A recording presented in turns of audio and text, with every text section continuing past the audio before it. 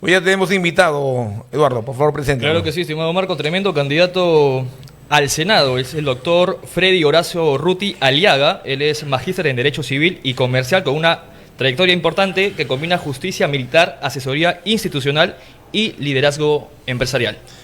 Amigo Freddy Ruti, bienvenido al programa. Muchas gracias, Eduardo, Marco. De verdad que me siento muy agradado de estar con ustedes, así que vamos a hablar un poco de política esta tarde. Un placer, doctor. Bienvenido. Gracias.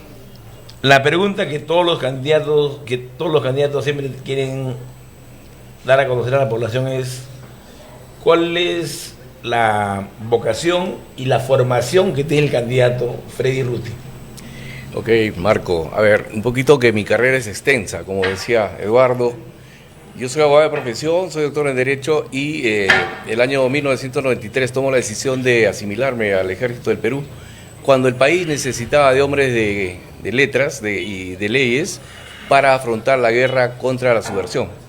Entonces tomé la decisión y bueno, hice una carrera muy satisfactoria para mí hasta el 2017, en que por mi solicitud pasé al retiro, ¿no? De ahí en más sigo siendo académico, dicto clases en el CAEN, el Centro de Planeamiento Estratégico de más alto nivel en el Perú, formando líderes, ¿no? Y bueno, aparte pues estoy dedicado a la industria alimentaria. ¿Es el primer partido el cual estás inscrito o ya anteriormente has estado inscrito en otro partido? A ver, voy a hacer breve esto. El año 2020, en plena pandemia, recibí una llamada de una presidenta de partido, Somos Perú, y no me conocía, yo tampoco ella, y me dice: doctor, soy fulana de tal, y quería conversar con usted porque me ha referido a cosas muy positivas, le entrego a mi partido, quiero que usted me organice la campaña, que ponga la plancha presidencial, elija a los candidatos a diputado, al Congreso, ¿no es cierto? Y bueno, le dije: déjeme pensarlo, yo no lo conozco, hablemos. Y fue así que asistí a la reunión y mis condiciones fueron las siguientes. Primero, ningún candidato va a pagar un sol por ser candidato. Número dos, yo elijo el 20% de la lista congresal y la plancha la pongo yo. Y así fue. Escogí gente de buen nivel, académico, empresarial, etcétera. Pero lamentablemente, en medio de esto, mete al señor Vizcarra y a Daniel Salaverry como parte de este partido, cosa que a mí no me interesaba continuar ni un segundo más. Era la otra cara de la moneda desde el punto de vista Absolutamente, económico, ¿no? ético y moral también. Entonces yo presenté una carta notaria al día siguiente y me aparté. Me aparté y bueno, dejé a la libertad que hagan lo que consideren.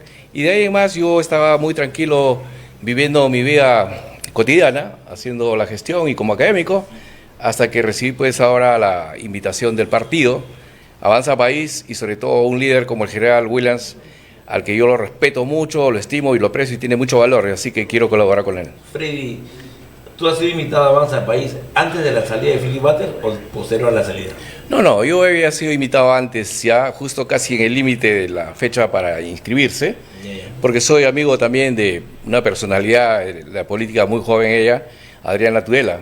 Entonces ella me invitó al partido y escuché sus posiciones, cómo piensan sobre temas que yo preguntaba.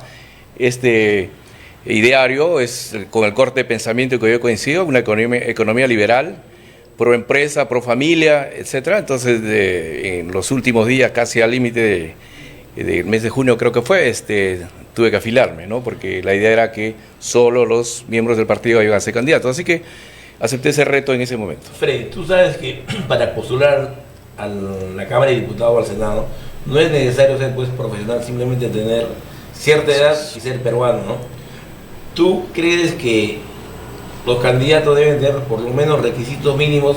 Y si así fuera, ¿cuáles serían los 3 requisitos mínimos que tú planteas? Muy buena pregunta. Yo creo que es necesario. El ratio de la calidad intelectual de los políticos tiene que subir. No basta con ser peruano. Porque cuando uno llega al Congreso, sea ahora Cámara de Diputados o la Cámara de Senadores, va a servir al país. Y eso significa estar capacitado, ser idóneo para la responsabilidad que te están entregando. Si uno postula sin tener las nociones básicas de lo que es el ejercicio parlamentario, creo que lo que está haciendo es un acto poco ético, porque uno no puede aceptar un cargo de tanta responsabilidad sin estar preparado. Entonces, si tú me preguntas qué cosa debe subirse, mínimamente experiencia laboral en el sector privado o público de 10 años mínimamente. tener por lo menos estudios universitarios. No le pediré maestrías y doctorado, pero por lo menos estudios universitarios, ¿no? Pero eso no sería un tanto excluyente con las personas, por ejemplo, de las comunidades campesinas que Correcto. por qué motivo no pueden cumplir ese... Hay una solución para eso, ¿Cuál que sea la excepción, ese tipo de personas que sí tienen derecho de elevar su voz. Bueno, que se le dé un 10% del Congreso, ¿no? O sea, del número de parlamentarios. Un 10% es suficiente para que haya representantes, para que eleven las voces de las comunidades indígenas, etc. Claro. Correcto. Pero el 90% tiene que producir leyes de calidad, tiene que plantear soluciones a los grandes problemas nacionales, porque si no, todo es lírico y solamente es hipócrita además, porque se está queriendo utilizar ese cliché de que no, pero el pueblo también tiene derecho. Sí, pues, tiene derecho, pero que se prepare, pues. Yo soy pueblo, yo soy provinciano. Entonces yo me he forjado a punta de esfuerzo, sacrificio, disciplina. Es una política de meritocracia. Exactamente, una política de meritocracia. Estimado doctor Ruti, Avanza el País es un partido pues, de derechas liberales y yo quisiera preguntarle cuáles son sus propuestas más importantes que usted le puede ofrecer a los electores, a los posibles votantes de usted en la próxima campaña electoral. Correcto. Cuando hablamos de la palabra liberal, a veces pensamos que solamente estamos hablando de cuestiones económicas. Pero tenemos que hablar en el sentido integral. Un pensamiento liberal propende a tener una educación diversificada, pero sobre todo democratizada en cualidades y calidades. Me voy a explicar. No puede ser que un chico de colegio fiscal, como antes se llamaba, y colegio nacional luego, y ahora colegio del Estado, tenga una preparación básica tan elemental que no sepa siquiera lo que es la ética, lo que es la moral, y menos aún no tiene cultura de lo que es las finanzas. A los niños, desde el primer grado, se le tiene que enseñar la educación financiera para que ese ciudadano futuro tenga las capacidades de poder ejercitar todos sus talentos y poder ser un elemento positivo para su familia, para su círculo más cercano y para el país. Entonces, democratizar una educación de calidad es una de las cosas que yo voy a levantar banderas, si es que Dios permite, y mis votantes llegar al Parlamento. Lo segundo es que tenemos que forjar una cultura, y eso también es un pensamiento del liberalismo, una cultura que esté enraizada en los cánones de las buenas costumbres, de las buenas maneras, de la familia, etc. Porque no puede ser que se le haya puesto de lado a la familia en la formación de sus hijos. Por eso que hay una intromisión, yo creo que dañina, cuando se está trastocando la correcta formación natural de los niños, poniéndoles de por medio pues ideologías que no corresponden. Esto lo mencionábamos off the record, hay una crisis de valores que es palpable en el país. Así es, Eduardo. Pero, amigo, justamente cuando hablamos de valores, a mí me cayó bien lo que acabas de decir hace un momento, que cuando te encargaron el tema de Somos Perú, uno de los requisitos era que no pagaran, ¿correcto? ¿O me equivoqué? Sí, correcto. Pero actualmente, por ejemplo, la ex candidata Karen Paniagua de Avanza País públicamente ha solicitado que le hagan la devolución de más de 5.000 soles por supuestamente haber comprado el cupo para la postulación. Y eso pues contradice a lo que yo tengo aquí en la mano, que es el diario de valores del Avanza País. Correcto. Entonces, ¿cómo tú podrías explicar esa contradicción? Para ser honesto, yo en profundidad no conozco el tema, si se cobró o no se cobró, no lo sé, pero lo que sí creo yo... No, absolutamente, y no lo pagaría, además, no pagaría, pero no, absolutamente, y además sé que no. Si esto ha sido una excepción o desliz de alguien o de algo, o por qué razones, no lo sé, pero yo creo que aquí hay dos cosas. El candidato tiene que saber hacerse respetar. Si está en una ley electoral, en una ley democrática, sabe cuál es su derecho. Y como ciudadano, ¿por qué tengo yo que pagar? ¿No es cierto? Entonces, si esta señorita está hablando de pago, no lo sé, yo preguntaría, ¿por qué tuvo que pagar? Pues que no tenía capacidad y estaba comprando la posibilidad. No entiendo, no lo sé. También sabemos que muchos forman sus partidos políticos para recolectar dinero. Saben que no van a ganar, pero sí saben que van a cobrar por ubicar a personas en determinado número dentro del ranking de candidatos. Entonces, eso como que se ha hecho ya pues una artimaña política para generar recursos en cada campaña. Y, por ejemplo, muchos dicen que Keiko Fujimori sabe que no va a ganar la presidencia nunca, pero sí también sabe que cada vez que hay una elección, todos los que van a postular tienen que aportar. Entonces yo he escuchado de muchas personas que han aportado en campañas anteriores y prácticamente, pues, y es obvio, no le devuelven el dinero. Pues yo creo que estamos haciendo un mal uso de la política y eso es ya el inicio de que todo lo que viene después sea pues corrupción y un rompimiento de valores. Así es. Creo que ese ejemplo que estás dando de ese partido es absolutamente negativo, ¿no? Uno no puede estar poniéndole precio a la representación nacional del Parlamento. Es una instancia con majestad y que representa al país. No puede estar poniendo ese precio. O sea que mañana un narcotraficante, no sé, un asaltante hace una bolsa de dinero y va y compra su candidatura. ¿Así va a ser las cosas? Si ese partido todavía está en esa sintonía, yo creo que debemos los peruanos ponernos a pensar qué tipo de personas están proponiéndonos en el Parlamento, ¿no? Yo le voy a decir, y pueden ustedes verificar, la lista parlamentaria que estamos postulando y estamos acompañando al general Williams, somos gente con un pasado de decencia y vamos a proceder en esa misma línea. Amigo Freddy, ¿cuál es la perspectiva que tú tienes respecto a dos puntos que son muy importantes para que un país se desarrolle? Es salud y educación. Correcto. En principio, no hay una buena educación o no se aprovecha la educación si tienes una salud deteriorada. Y estamos hablando de nuestros niños, la anemia, por ejemplo. Un niño con anemia no tiene la suficiente capacidad de asimilar las enseñanzas, el conocimiento que se le va a impartir. El proceso cognitivo. El proceso cognitivo, la capacidad de memoria, etcétera, etcétera. Entonces, es un niño que ya viene con una desventaja, ¿no? Y eso es injusto. Eso es injusto.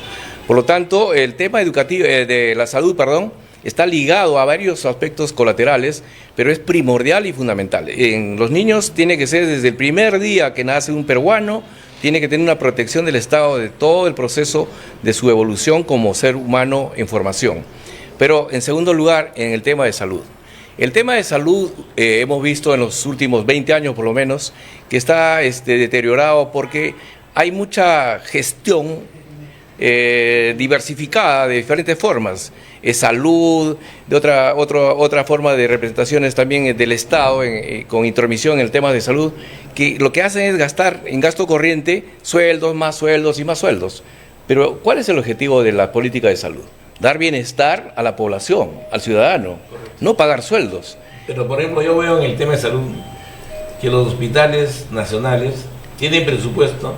Es más, revierten el presupuesto porque no lo han ejecutado, pero tú vas al hospital María Auxiliadora, por ejemplo, está que se cae a pedazos, la gente esperando en la camilla, en la calle, en intemperie. Escasez de medicamentos. Escasez de medicamentos. Los médicos obviamente hacen todo lo que puedan, pero no tienen la infraestructura suficiente. Yo creo que el gobierno tiene que saber fiscalizar en qué se usa el dinero. Marco, no es un tema de fiscalizar, es un tema de mejorar la gestión, pero la gestión tiene que ser bien hecha porque tiene una hoja de ruta que seguir el funcionario. Pero si las políticas nacionales no tienen un norte a dónde quiere dirigir el bienestar del tema de salud, evidentemente los funcionarios no saben por cuál camino seguir. Pero ahí va acompañado el otro elemento, la corrupción. Entonces, si sumamos incapacidad versus corrupción y además debilidad de un Estado que no sabe ordenar las cosas, hay que hacer pues una reforma integral, es lo que corresponde. ¿Crees que la cantidad de ministerios que tenemos actualmente se deben reducir, permanecer o aumentar? Soy un absoluto convencido que no se trata de solamente despedir gente reduciendo ministerios. Lo que hay que hacer es buscar eficiencia y en eso tienen que entender todos los peruanos que se tienen que reducir los ministerios. No puede ser que una buena parte del presupuesto nacional se vaya solo en sueldos, ¿no? En gasto corriente. Eso pasa en muchos ministerios. Y entonces no se está llegando a los objetivos que son darle servicios de calidad, sanear las brechas de infraestructura, mejorar el sistema de salud, etcétera, etcétera. Entonces hay que reducir. No hay sentido que existan tantos ministerios. Doctor Ruti, volviendo nuevamente a un tema que me interesa muchísimo tocar, es el tema de educación. Correcto.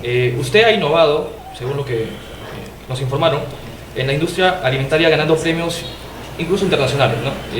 ¿Qué cambios concretos haría usted en el famoso currículo escolar para que un joven, digamos, de Huancavelica, de Puno, no piense emigrar hacia Lima, sino que en su propia región pueda tener las mismas oportunidades con incluso los recursos de su propia tierra?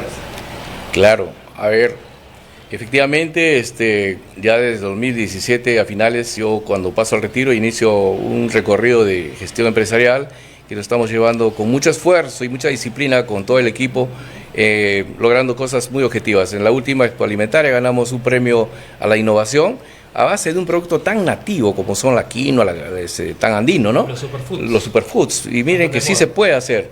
Y le estoy dando la oportunidad de que nuestros hermanos del Ande, porque eso se produce de sobre 3.000 metros hacia arriba, tengan oportunidad de también forjarse un ingreso económico siendo productores con diversas calidades. Doctor, que se les... no hay una política, o hasta el momento no hay una política de Estado al respecto. No hay ninguna política. Y en eso es que hay que nosotros diferenciar la educación nacional. No puedes enseñarle lo mismo a un niño de la selva que al de la sierra, porque cada uno tiene sus propias necesidades y requerimientos. En eso es que yo hablaba de la formación desde el inicio en modelos económicos de poder salir adelante haciendo microempresa, pequeña empresa o pymes. Y en eso es que, por ejemplo, cómo le das valores agregados a lo que tienes en tus tierras cercanas, ¿no? Entonces, eso se llama la educación financiera, la educación productiva. Dejar de lado esa educación asistencialista, que le mandan una bolsita de comida mensualmente para tenerlos muy de cerca y etcétera con el gobierno de turno, cuando eso se tiene que más bien revertir en un presupuesto anualizado para mejor educar a los niños en temas de producción, productividad. Segundo, en las tecnologías modernas de lo que es la producción, sistemas de riego, etcétera, etcétera. Entonces, toda una reforma educativa requiere el país para convertirnos en un país que tenga una visión de hombres, de ciudadanos prósperos. Dejar ese pensamiento pobre de que no se puede porque no hay oportunidad, no. El Perú es una gran nación de hombres resilientes, pero necesita el impulso del Estado. Amigo Freddy Ruti, en verdad a mí me emociona escuchar lo que acaba de decir, que la gente se tiene que nutrir desde pequeño, sobre todo la gente del Ande, pero también la gente de la ciudad. Pero eso contrapone mucho con lo que tú ves en un centro comercial, sea Metro, Pibanda, Plaza Vea o Wong en Lima. El 80% de lo que se vende ahí es nocivo para la salud. Y no hay una ley, o los parlamentarios no se ponen los pantalones para decir, por ejemplo, que las bebidas energéticas deberían de ser prohibidas, como ya son en otros países, para el consumo de niños. Pero como hay intereses económicos, los parlamentarios no dicen nada. O por ejemplo, los famosos snacks que los niños comen a diario, le pueden generar problemas cognitivos, problemas emocionales, problemas físicos. Entonces, yo nunca he escuchado que un parlamento se preocupe para tratar de legislar en la prohibición, como lo están haciendo actualmente pues en otros países, ya sea Alemania, Canadá, Francia.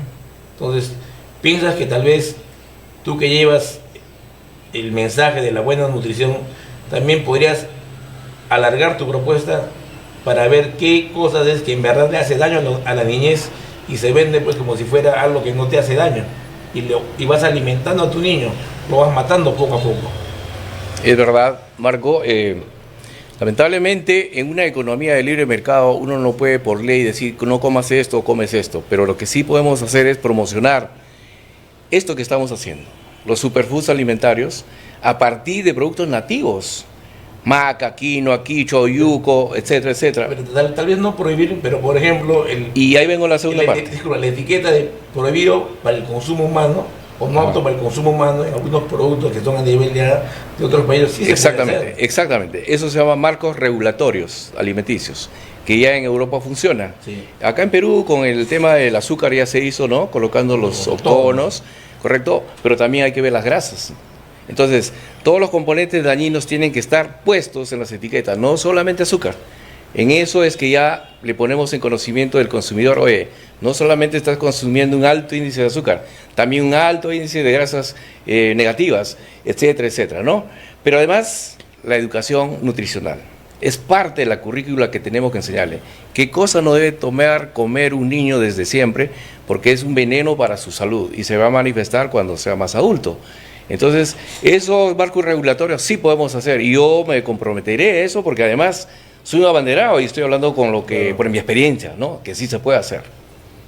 Interesante, doctor Freddy Ruti. Doctor Freddy, usted también creo es experto en derecho civil, ¿no? Hoy, en el día a día en el Perú, un juicio, digamos, por desalojo, por incumplimiento de contrato, te tarda 5 años aproximadamente. Sí. ¿Hay una propuesta para esto, digamos, hacerlo más breve, más corto, como en los países de primer mundo? Sí, es necesario. ¿Por qué? Porque desincentiva que una persona, de repente con mucho esfuerzo y ahorros, aparte de la casa que vive, compre un departamento para que tenga un ingreso, ¿verdad? Pero de pronto ocupa una persona cualquiera y deja de pagar. Y cuando le solicita que pague, pues se inicia el proceso judicial y todo aquello, y es un juicio largo y perjudicando al dueño. Ha habido ya cambios de la legislación respecto a la celeridad de estos procesos. Sin embargo, los operadores judiciales no están aplicando como tendría que ser los términos, porque ya hay cláusulas, por ejemplo, en los contratos de allanamiento, se llama, donde dices que si yo dejo de pagar 2 meses, me allano a que me saques. Perfectamente legal. Eso tendría que ejecutarse de facto, pero pero es previo resolución judicial. Entonces, ¿está allanándose o es que voy a ir a un proceso? Terminamos en lo mismo, ¿no? Entonces, hay que tener una claridad, eso se tiene que mejorar. El marco regulatorio legal del sistema de alquileres en el Perú tiene que revisarse, tiene que clarificarse para que sea efectivo. Y eso va a poner un orden en todo, ¿no? O sea, eso le favorece no solamente al dueño del inmueble, sino también es un tema que implica al Estado, porque toda persona que alquile también paga un impuesto. Entonces, el sistema democrático de un Estado de Derecho es el respeto a mis derechos, pero también de mis obligaciones. Eso tenemos que revisar, y qué bueno que lo toques. Sí, seguramente hay que saber. Amigo Freddy, Sí. ya para concluir la entrevista, queremos también de paso orientar, como todas las semanas, a la población que en esta oportunidad se vota por candidato a la presidencia, Senado Nacional, Senado Local, Diputados y Parlamento Andino. En este caso, estás postulando como candidato Al Senado Nacional. Correcto. ¿Cuál es el mensaje que tú le darías para que esa persona reflexione y te vea como una oportunidad y qué número debería de marcar? Gracias por esta oportunidad de hablar con mis votantes. Yo quiero decirles, mirándoles a los ojos a mis votantes, yo me he esforzado en la vida, como comentaba, y creo que lo que traigo como oferta electoral para ustedes es mi experiencia. Yo no vengo a aprender, yo vengo desde el primer día, si ustedes me favorecen con su confianza y Dios permite que yo sea senador de la República, a poner en agenda temas muy importantes. El tema de educación es para mí básico y fundamental, ¿no? Pegado a la familia, con valores, con respeto al país, con el reconocimiento de pertenencia a esta gran patria, es uno de aquellos pilares que voy a pelear por eso. Lo segundo es dar oportunidad de hacer progreso económico a las clases emprendedoras, la clase emergente que recién empieza.